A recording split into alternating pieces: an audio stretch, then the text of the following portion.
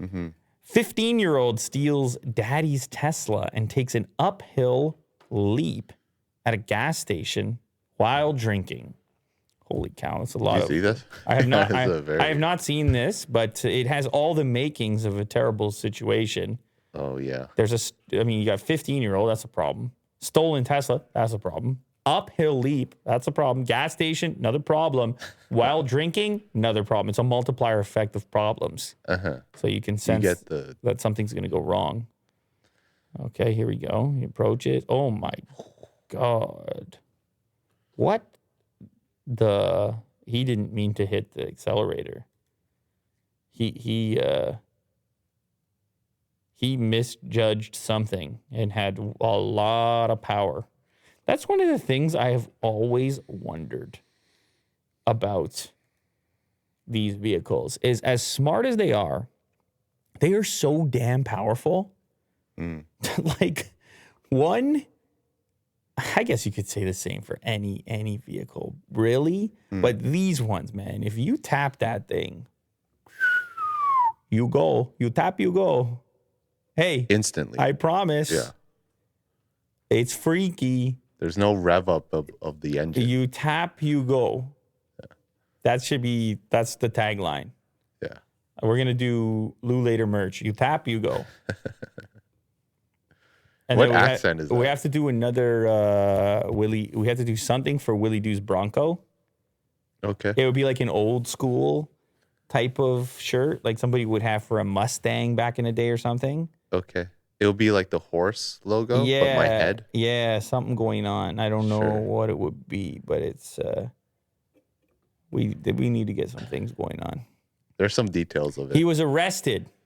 He's alive. The teen is alive but arrested. According to the Austin Police Department, police and fire department units responded to a major crash at the Shell gas station at 2701 at 1:22 a.m. Yeah, it was probably drinking involved, obviously, at that time. A gas station is a tough one to hit, too. Obviously, erupt in flames right away. Police said the male driver of the Tesla Model X crashed into a traffic light pole at the intersection of Exposition Boulevard and then into the gas pump. The vehicle was an $80,000 Tesla, so I don't know, it's probably a fast model. The driver, who was the only occupant of the vehicle, was able to escape from the car and was outside the vehicle when police and fire crews arrived, which is actually kind of impressive because the thing sort of like flipped up on its side a little bit. He was arrested for driving while being intoxicated. Yeah. And he's apparently okay. Yeah, he's okay. After this insane crash. So it flipped up and then back down, and the gas pump caught fire right away. The vehicle probably took a little while longer, but the gas pump caught fire right away. Mm-hmm. And the battery's not going to like that. This is an interesting clip that I saw. Look at how many views it has. Oh, I just realized that. So this is a YouTube channel, Jamie's Garage. I hadn't seen it before. And the title is a short. It's a YouTube short. And the title is 400K and it's so bad. So he's got a McLaren 720S, very expensive car. It was just delivered. And he's comparing the build quality to Tesla because Tesla has taken some heat in the past.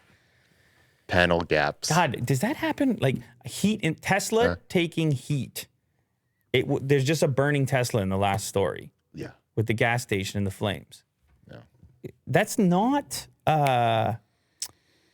intentional. Anyway, I'm sure it's... Are you sure? I'm sure it seeps in. So Tesla has much attention has been paid to Tesla's build quality in the past. People will go around and inspect and then rank it. And I'm trying to think of the guy on YouTube that he'll get a new Tesla and completely tear it down and inspect every aspect of it. But there's been a history of things like panel gaps. Monroe, that's who I was thinking of. Yep, Sandy Monroe. It's a hell of that's good to know. Tear down and inspection. I love these kinds of videos. Oh, do you know this guy? Oh, you don't know this guy? No, but I've seen Bronco teardowns. Oh, okay. Well, he probably does other. He was in the automotive industry forever. I even think him and Elon have gone. Yeah, they're a one-on-one interview with Elon, and they've gone back and forth on social media. He visited him in Texas. He's got a lot of experience. Okay. Yeah, this is a cool channel. I'll check it out. So shout out to Sandy Monroe. But anyways, this is different. In this case, this individual, Jamie's Garage, is comparing a McLaren 720S to a Tesla and saying the build quality is even worse. How much are these? Is 400K? Yeah, that's right. 400K. Many people. But here's the thing.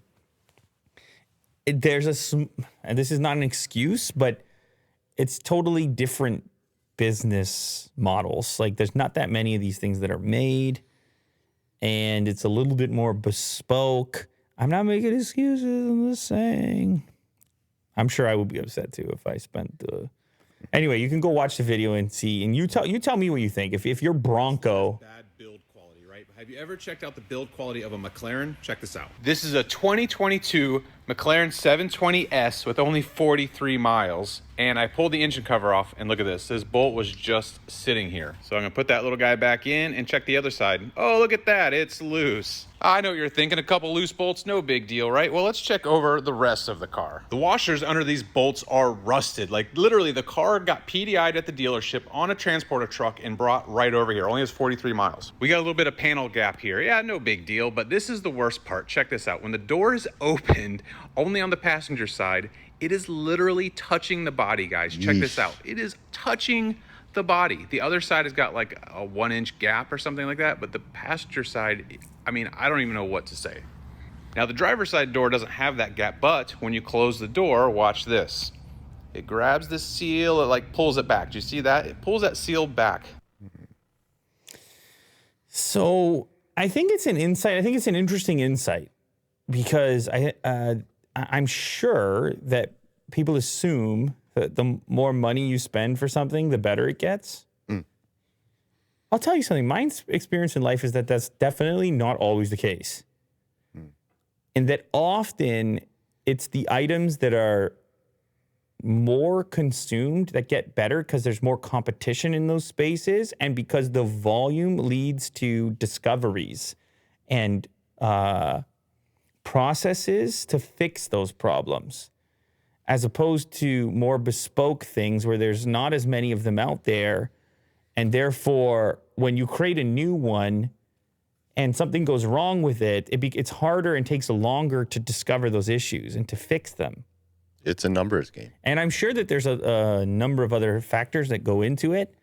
But it's like, let's say you order the simplest car ever that's been being made the same way for a really long time, and they figured everything out, and it doesn't have too many features, and it doesn't have too many options. There's fewer things that can go wrong with it. If you buy a McLaren 720S, and you've got these doors that go up, and by the way, I'm not saying that in and of itself should be the case. I'm sure there's plenty of them that are fine, and I'm sure there's other Lamborghinis and such where this has been sorted out, but it's just you're making a different request, and you're a more unusual buyer at that point. You're not benefiting as much from economies of scale as you would be when you're buying sort of more mainstream type of items. And like I said, I've had this experience myself, so I would still be pissed, and I'm sure the guy's he's got to get it fixed. Like you got to get it, certainly with the door. The door is hitting the paint job on the hood. And how many times are you gonna have to open and close it before you're cracking the paint and everything else on there? But I like the insight because I think a lot of people have a misconception about what it means when you're spending this kind of money on a vehicle. Yeah, I agree. But let's say if you had the Bronco and that was happening, what are you going to do? Take it to a dealership. You're going back. Right away. Going back. Hey, man, I got loose screws going on. Yeah. I got loose screws, man. My door is completely scratching the paint there. Yeah. But it is also important to know that's one guy's experience. I always like to throw that in there with these people. Anytime somebody's complaining about something, it doesn't necessarily mean that they're all like that. And making anything is hard. So making anything is hard. I see somebody's comment saying you can expect perfection at 400K.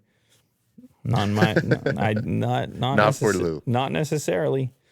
Yeah. You'd be surprised, man.